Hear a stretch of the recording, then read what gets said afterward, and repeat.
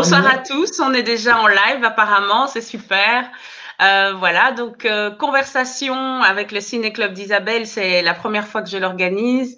Pour vous expliquer un peu le concept, j'avais envie de mettre à l'honneur un comédien chaque semaine pendant ce confinement et je me suis dit que c'était l'occasion de faire connaître des comédiens belges, mais peut-être aussi des comédiens français dans le futur et des gens que j'apprécie beaucoup. Je trouve que on ne connaît pas toujours bien nos comédiens ici en Belgique. Ils font plein de choses, ils ont un talent fou, et finalement, on ne sait pas grand-chose d'eux, ou en tout cas, je trouve que on n'en parle pas assez.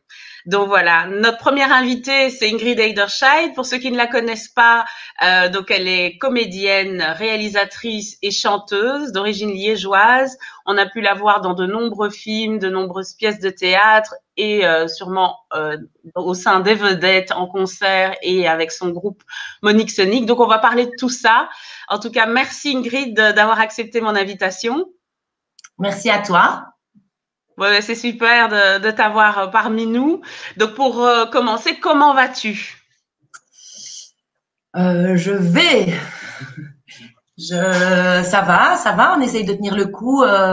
Bon, je dois bien avouer que je repère un peu la notion du temps avec ce reconfinement qui est particulier parce que la première fois, tout le monde était confiné. Là, on a l'impression d'être un peu les artistes, bon, les restaurateurs et d'autres, mais les artistes un peu plus confinés que les autres.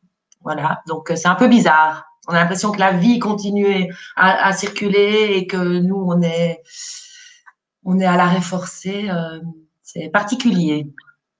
Mais oui, c'est pas simple et j'imagine que tu fais partie des gens qui ont du coup profité de cette période pour soit pour te reposer, soit pour refaire une mise au point, soit pour avancer sur des projets que tu avais mis sur le côté.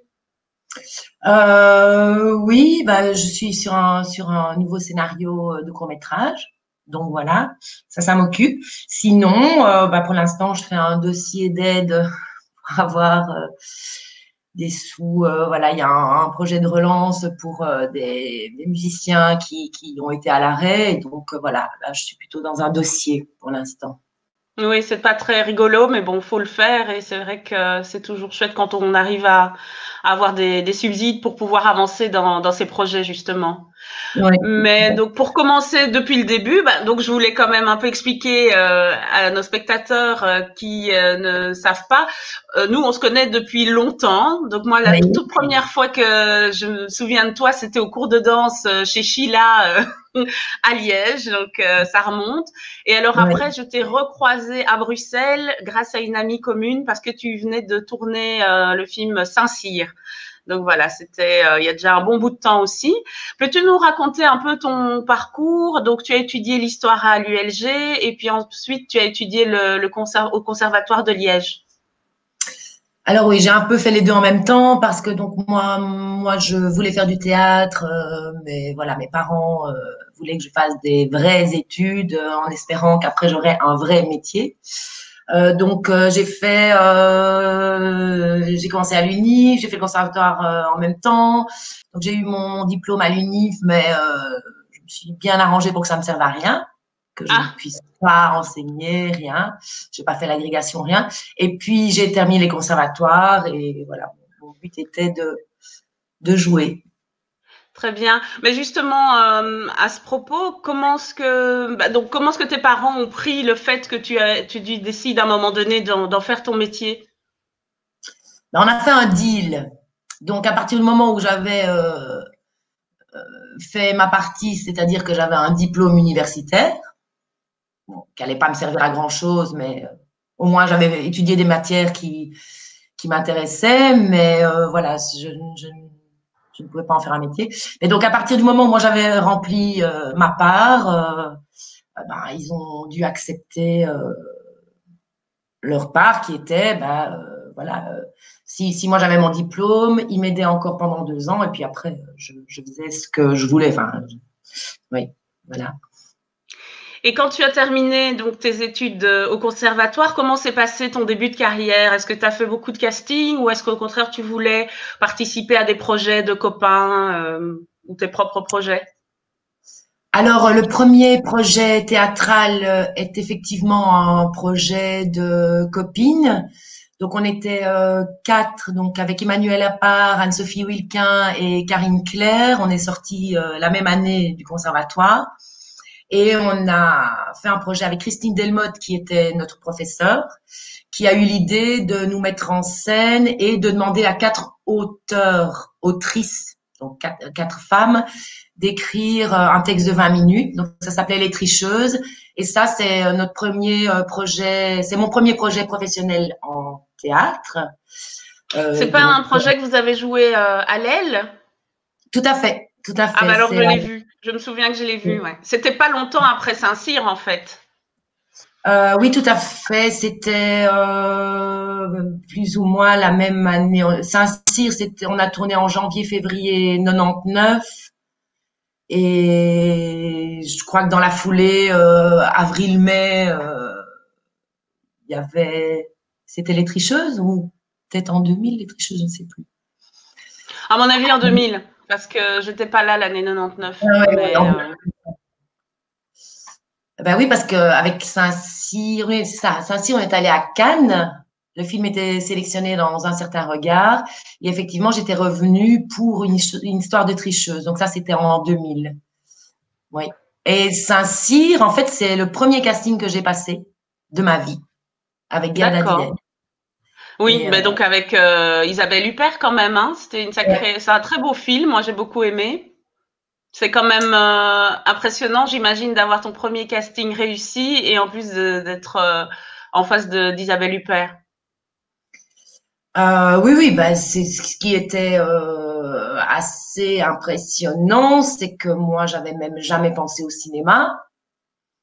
J'avais fait 2 ateliers de jeu face à la caméra ipso facto. C'était en groupe avec des jeunes réalisateurs de l'époque qui faisaient des ateliers et qui travaillaient avec des jeunes acteurs.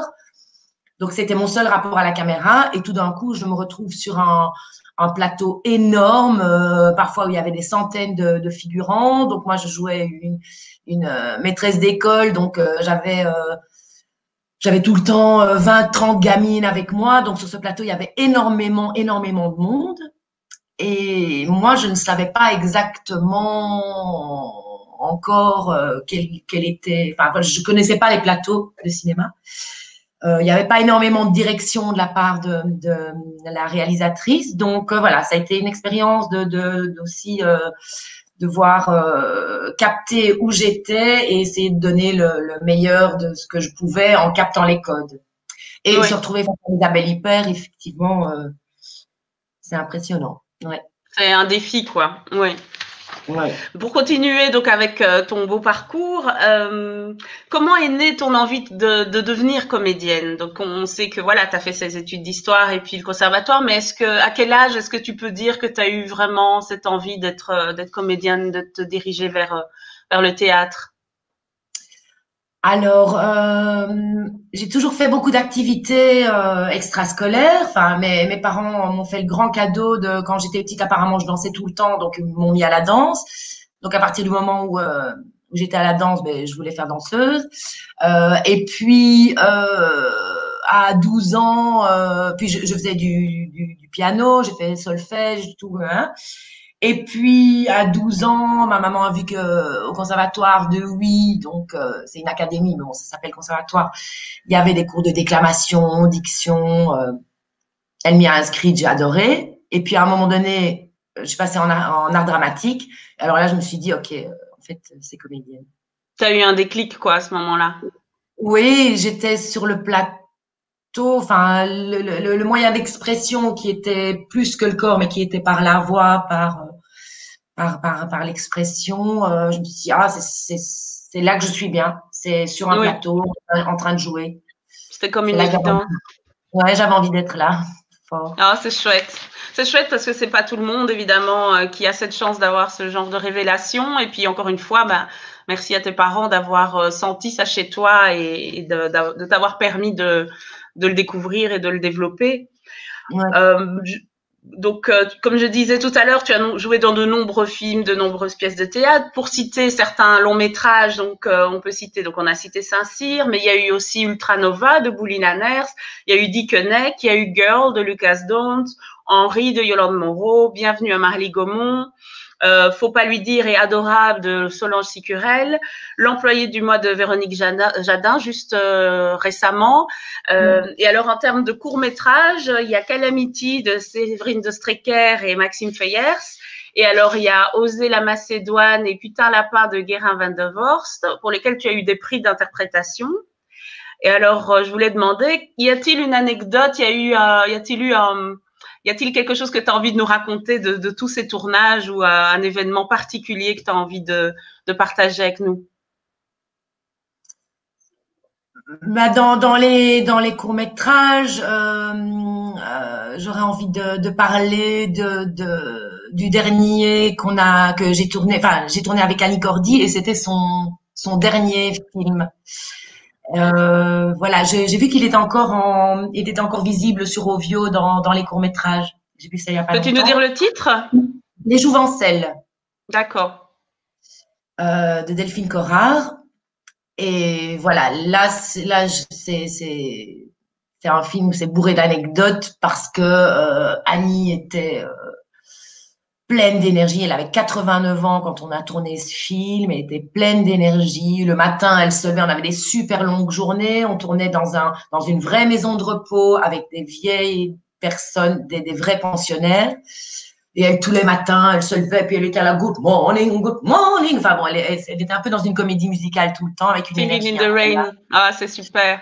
Bah, on l'imagine comme ça, hein, Annie Cordy. On n'imagine pas autrement. Elle était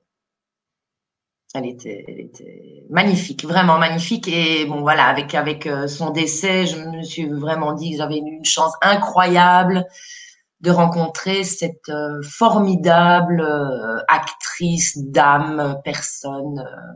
Voilà. Oui. Figure-toi que, je sais pas si tu te rappelles de Dieudonné Kabongo, qui est décédé aussi, malheureusement. Il y a très longtemps, on m'avait arrêté dans la rue en me disant, oui, j'ai un rôle pour toi. Je dis, mais je suis pas comédienne.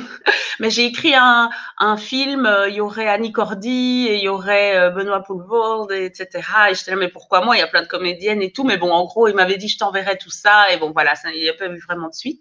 Mais donc, il y a une partie de moi, évidemment, qui se dit, bah oui, j'aurais pu rencontrer Annie Cordy, effectivement. Ouais.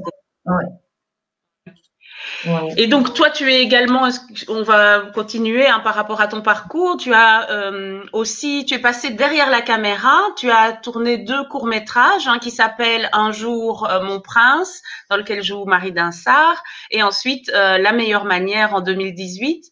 Mais avant ça, tu as fait des capsules avec François Correns, qui est plasticien, c'est bien ça? Oui, des capsules. De quoi s'agissait-il? C'était Miss Record, j'étais Miss Record, Vénusia Peters, alias Miss Record. Vénusia, c'est dans Goldorak. Tout à fait, mais ce personnage est né pour le vernissage de la première grosse exposition de François, donc François Correns, peintre, qui était la Goldomania, donc qui était sur le thème de Goldorak.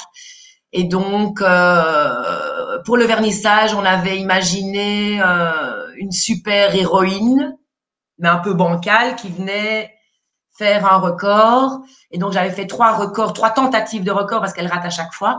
3 tentatives de record, c'était chaque fois faire le plus de quelque chose en 1 minute. Et voilà, puis ça a très bien marché en live. Et puis, on s'est dit qu'on allait en faire des capsules. Puis, on a fait ces capsules et puis on a démarché, mais voilà, c'est resté au stade des capsules démo qu'on avait. Malheureusement, le projet. On ne peut pas voir ces capsules? Elles sont sur YouTube. D'accord. Bon, ben, j'irai chercher. Sur le profil de François ou? C'est peut-être Nicolas Correns. C'est peut-être Nicolas Correns, son frère, qui les a postés. D'accord, très bien. Ça y est. Bon, c'est vintage, hein. Parce que là, c'est oui, tourné. Bon, on aime bien. On aime bien le vintage. Et puis, Goldorak, c'est vintage, de toute façon. Les bonnes petites VHS, là. Ah oui. Ouais, ben, ça a son style. Ça a son Et donc, tu style. es passée derrière la caméra. Je disais donc en tant que réalisatrice, il y a eu donc un jour Mon Prince qui était dans le cadre d'un kino cabaret, c'est bien ça. Et Oui. ensuite, La meilleure manière. J'ai Il y en beaucoup a eu aimé un les autre deux. avant. Il y en a eu Ah, un autre avant, co-réalisé avec François Hers, qui s'appelle Au clair de la lune, qui était un huis clos entre moi et un bébé. Voilà, qui à l'époque avait fait quelques festivals. Mais donc là, c'était la première fois que je jouais dedans et je co-réalisais. Et puis, mon but était d'arriver avec à la meilleure manière où je réalise et je joue dedans. Mais bon, je me suis dit qu'il fallait d'abord que, pardon, je m'essaie à la réalisation, enfin, que à ce poste-là. Donc, j'ai fait un kino. Donc, les kinos, le principe, c'est que c'est un film qui est fait en 72 heures. Et donc là, de toute façon, vu le temps imparti, c'est-à-dire qu'il y a un jour de tournage, il y a un jour de montage. En plus, on a eu des soucis. Donc, 72 heures après, on doit donner la copie du film qui est projetée lors de la soirée. Donc voilà. Et donc après le kino, je me suis lancée dans le scénario, voilà. Et c'est mon premier film produit. J'ai appris que ça se dit comme ça, puisque là, je suis passée par la Fédération Wallonie-Bruxelles et un financement assez normal de court-métrage. ah, merci Jeff. Il nous a envoyé le lien de Miss Record. Je me réjouis de voir. J'en profite pour dire Ah, bonjour à tout le monde, à Laura particulièrement, Manu, je ne connais pas encore Manu, et Jeff bien sûr, ma sœur Patricia, tous ceux qui sont là. Merci en tout cas de nous suivre. Ingrid, je voulais te demander, est-ce que le fait de réaliser pour toi représente déplacer des montagnes? alors, sur papier, avant peut-être, mais non, j'ai une sensation très agréable. Je vais pas parler de Au clair de la lune parce que c'est il y a plus longtemps et voilà, c'est plus particulier. Mais cette sensation très agréable d'être au bon endroit, je l'ai eu avec avec le kino, alors que j'avais jamais fait ça, puisque en plus dans dans le premier court métrage, il y avait que moi qui jouais. J'avais jamais dirigé d'autres acteurs. Et sur le plateau, j'avais une espèce de sensation d'être complètement à la place. Et tout d'un coup, sans m'en rendre compte, j'avais l'impression de dire, enfin, les mots étaient, enfin, je me posais aucune question. J'étais dans un ici et maintenant total. Et apparemment, les trucs que je disais, c'était pas des conneries. Donc, c'était assez agréable, surprenant et agréable. Et même pas surprenant au moment même, parce qu'au moment même, je me posais même pas la question. C'est après coup, j'étais là, ah ouais, on aurait dit que je savais exactement ce que je faisais. Et j'ai eu ce même sentiment sur le tournage de La meilleure manière. Euh, après, c'était hyper dense puisque je suis là au milieu, au moment, enfin de toutes les, je suis là dans les premières et je suis là à la dernière. Et puis moi, je suis déjà en personnage et tout, mais je suis en train de checker la déco, de voir ceci, de voilà. Donc c'était hyper dense. Pendant, il y a la scène d'ouverture qui est une scène de Noël où il y a énormément de monde. Là, pendant que l'équipe est allée manger, moi, je suis restée seule devant le combo et comme il y avait énormément de monde, je devais regarder toutes les prises, mais en focalisant chaque fois sur deux personnages. Enfin bon, c'est du temps. Ça prend du temps et je pouvais évidemment pas prendre ce temps-là quand l'équipe était là en train d'attendre. Donc voilà, c'était hyper dense, mais c'était génial. Génial. Et Et le c'est, résultat est super. oui, je suis très contente. Ouais. Puis après, j'adore le travail de post-production aussi, toute la période du montage. Et c'est là qu'on construit vraiment le film. Et voilà, puis travailler avec des personnes, un film comme ça, on ne le fait pas toute seule. Je le fais certainement pas toute seule. Chaque fois, je suis entourée de personnes formidables, de techniciens hyper compétents, doués, à l'écoute aussi. à l'écoute. C'est ça aussi, c'est que moi, j'ai pas fait d'études de réalisation et je travaille avec des personnes qui m'autorisent totalement à être à la place de diriger l'affaire, quoi. Oui, ils te Mais respectent. respect, écoute, sensation d'être dans le même délire, parce qu'à un moment donné, c'est un délire aussi. Mes producteurs aussi, c'est vraiment sensation d'être dans le même délire. Et les prods, ils ont toujours été là, mais ouais, avec respect, écoute, bah, parfois en me disant, bon, là, ça va pas, ça fait 2 heures qu'on est sur ce décor, on devrait déjà être dans l'autre, donc à un moment donné, qu'est-ce que tu fais? Oui.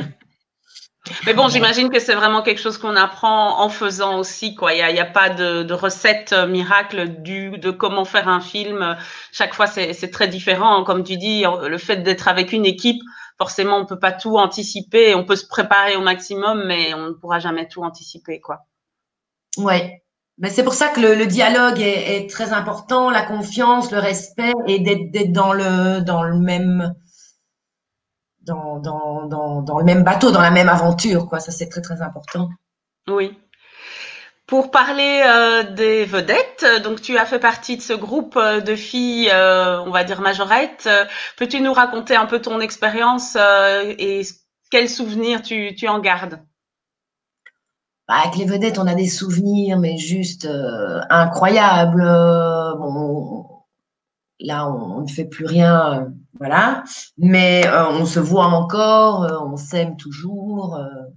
Et quand on se remémore certains épisodes, on se dit, mais on a eu une chance incroyable de vivre ces choses, comme les 10 jours de tournée avec Philippe Catherine, donc qui était la fin de sa tournée Robot après tout. Donc lui, c'est vraiment cette tournée-là qu'il a révélé, cet album-là et cette tournée-là. D'ailleurs, il y a un DVD sur sa tournée, parce qu'il a commencé dans des petites salles, genre même plus petit que Recyclard, l'ancien Recyclard, pour terminer sur des grandes scènes, pour terminer aux Vieilles Charrues devant 40 000 personnes. Et donc, Oui, nous, on a mais quand on l'entend en interview, il est toujours surpris en fait. Il comprend même pas qu'il a autant de succès en fait. C'est ça qui est marrant avec lui, c'est son humilité. Hein. ouais, Il a encore du mal à comprendre son succès. oui. Oui, ben ça, c'est voilà, ça, c'est un souvenir avec les vedettes qui est incroyable. Être en tourbus, arriver dans une ville. Donc là, le soir, on a quitté une ville, ça roule pendant toute la nuit, on arrive dans une autre ville, alors on arrive dans les backstage, soit il y a des endroits avec des douches, soit on nous a loué une chambre d'hôtel, on va vite se laver, se doucher, puis enfin, c'est ça Vous étiez les Spice Girls, quoi. Vous avez signé des autographes et tout et tout. Non, on n'a pas signé d'autographe. Ben, les gens ne Non? nous connaissaient pas. Hein.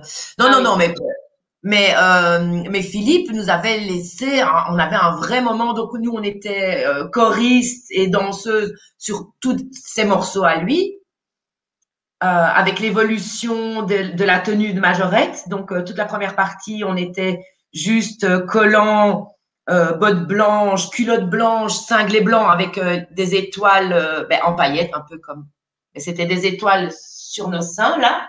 C'était notre identification vedette. On commençait avec des masques de lui sur le visage. Et puis à un moment donné, vraiment, il nous présentait et maintenant les vedettes. Donc c'est lui qui nous avait écrit les morceaux. Et donc on arrivait en majorette, petits morceaux majorette et tout. Et puis on chantait quelques morceaux à nous que lui avait écrits. Et puis voilà, on faisait tout le concert avec. C'était vraiment, c'était magnifique. Ouais, tant mieux. C'était magnifique. Justement, tu Ouais. parlais du recyclard. Donc moi, je t'ai vu en concert 3 fois avec Monique Sonic, ton groupe avec Shazam. Il y a eu la première fois, c'était au Café Central. La deuxième fois, c'était à la Galerie Haute de ton amie Alexandra. Et la Ouais. troisième fois, c'était au recyclard. Donc moi, je suis une grande fan de Monique Sonic. Peux-tu un peu expliquer à nos spectateurs, à notre public, de quoi il s'agit, quel style de musique, si on peut le ranger dans un style? Oui, ben on se définit comme électro-pop-punk et je dois dire qu'on vire de plus en plus vraiment vers pop.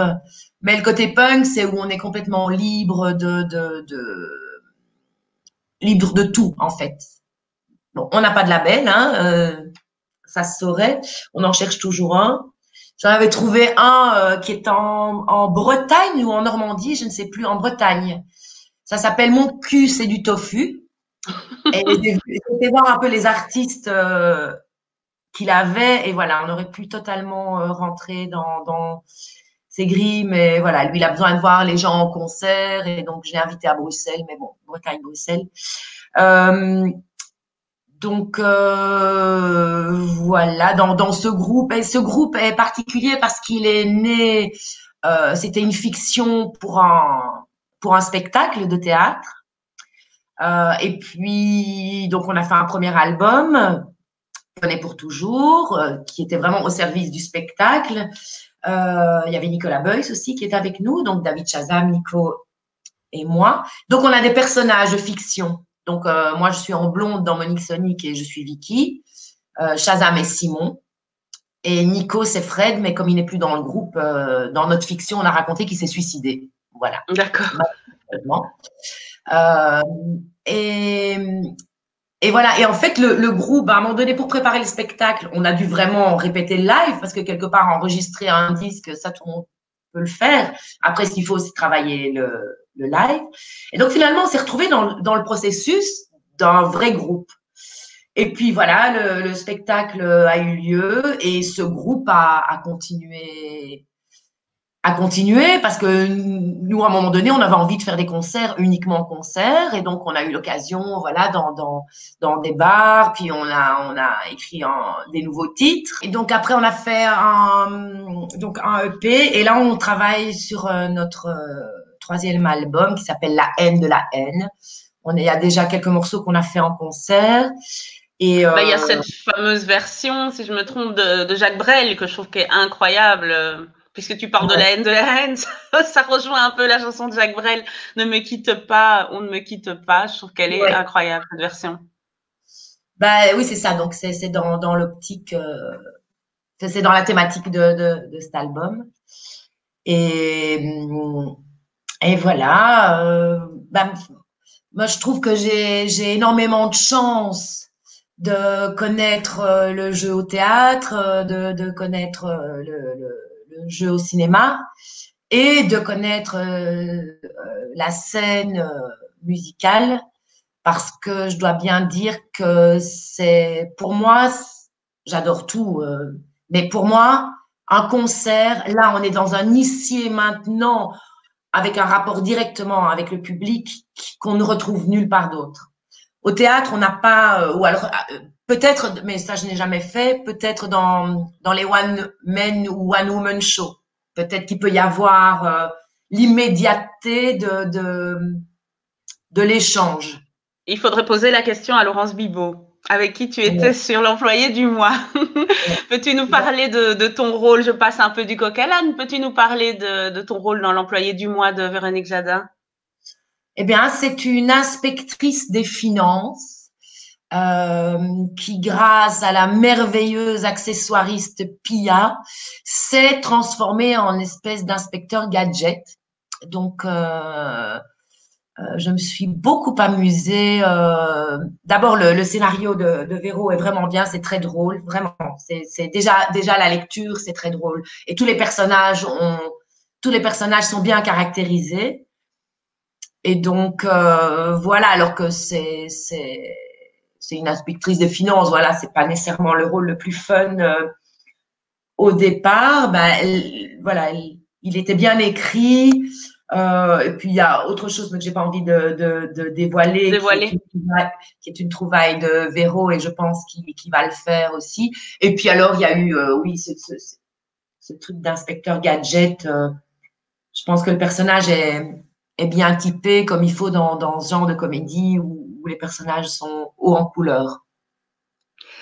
Et donc, on va passer de l'inspecteur gadget à Miss Machin.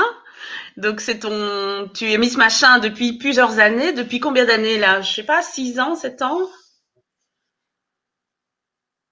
on va dire plusieurs années. Plusieurs années. Et donc, pour expliquer à ceux qui ne le savent pas, donc les machins, c'est la cérémonie des petites mains du cinéma, on peut le résumer comme ça. Donc, c'est une soirée un peu alternative au Magritte. Les petits Et tu métiers. es… Comment, pardon? Les petits métiers. Oui, j'ai dit petites mains, mais je voulais dire petit métier, évidemment, c'est pas pour dévaloriser du tout, au contraire, parce que je dis toujours que sans ces petits métiers, il y a carrément pas de film. Et dans le milieu du cinéma, je trouve que il devrait un peu plus faire attention à valoriser justement ces personnes qui travaillent dans ces fonctions-là. Et donc, la cérémonie des machins est orchestrée par toi. Tu es maîtresse de cérémonie. Peux-tu nous raconter comment tu as construit ton personnage? Est-ce que ton personnage est loin de qui tu es? Alors, le personnage, il est venu par la relation avec Benjamin Ramon, qui était Mister Machin. Ouais. Donc, moi, je suis rentrée dans l'aventure par un casting. C'était un faux casting. Les capsules pour présenter. Donc, il y a toujours des capsules pour présenter la cérémonie. Et voilà, moi, j'avais fait un truc où déjà Miss Machin était un peu bébé, quoi. Et bébête, oui. Et très contente d'être là. Elle était très contente, très contente. Et donc, après, on est parti là-dessus. Donc, par rapport à Benjamin, moi, j'étais très contente, puis si excitée, si excitée.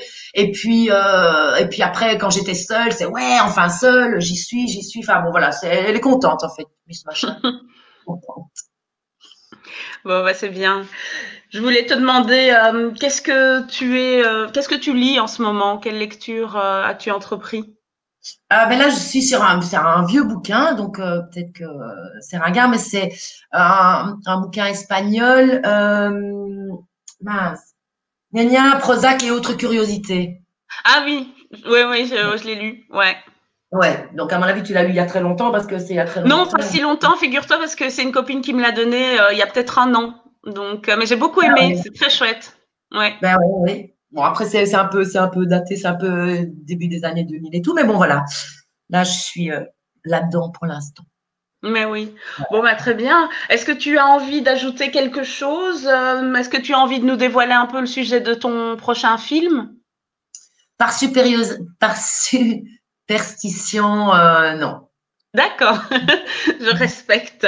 En tout cas, je voulais te remercier encore une fois d'avoir accepté mon invitation. En tout cas, ça s'est bien passé. J'espère que tous nos spectateurs auront apprécié aussi ce moment. En tout cas, je suis vraiment contente parce que je trouve que tu as un parcours très riche et c'était important pour moi d'en faire part, de te mettre à l'honneur et que les gens continuent à s'intéresser à ton travail.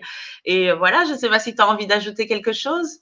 Ben oui, c'est moi qui te remercie parce que vraiment, cette période, elle est vraiment très particulière pour nous. Je mets vraiment les autres. C'est vraiment très, très particulier pour nous parce qu'il y a un manque de sens. Et la première fois, on se disait, oui, voilà, on ne pense pas à la culture, on ne pense pas à la culture. J'ai pas l'impression qu'on pense plus à nous maintenant, mais ça paraît tellement encore moins essentiel qu'avant. Et même qu'on soit des travailleurs qui n'avons plus de travail, j'ai l'impression qu'on n'en parle même plus. Et pour nous, il y a un truc vraiment, c'est vide de sang. On avait dit que c'était reprise début décembre, mais les théâtres ferment jusque fin décembre. J'ai des représentations d'un autre spectacle en janvier. J'espère qu'on va pouvoir à un moment donné rejouer. Et il y a une perte de sens. Et donc, du coup, ton invitation, voilà, ça me fait super plaisir parce que comme je te disais hors live, ça me fait quelque chose à mettre dans mon agenda, autre chose que mon rendez-vous avec ma psy. Et, voilà, on parle de mon métier, donc voilà, ça me fait chaud au cœur. Mais Voilà. moi aussi, ça me fait chaud au cœur de voir que ça te fait chaud au cœur. En tout cas, encore merci. Et donc, je voulais juste, pour terminer et clôturer ceci, donc répéter que donc j'aimerais recevoir un comédien chaque semaine pour le mettre à l'honneur et parler de son parcours. Et Dieu sait si en Belgique, il y a énormément de comédiens talentueux qui ont un parcours très très riche.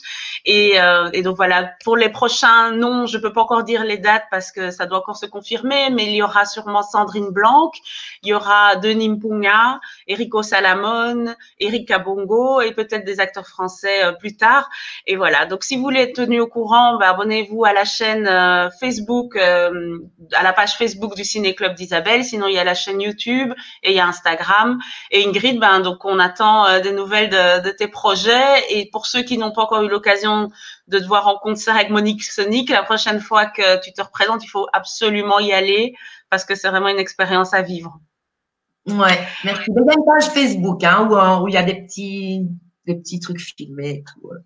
Mais oui, mais de toute façon, je mettrai tout ça en lien après et normalement il y aura un replay, donc je rajouterai des liens YouTube, etc. Jeff nous a mis le lien de tes capsules, donc ça c'est chouette aussi.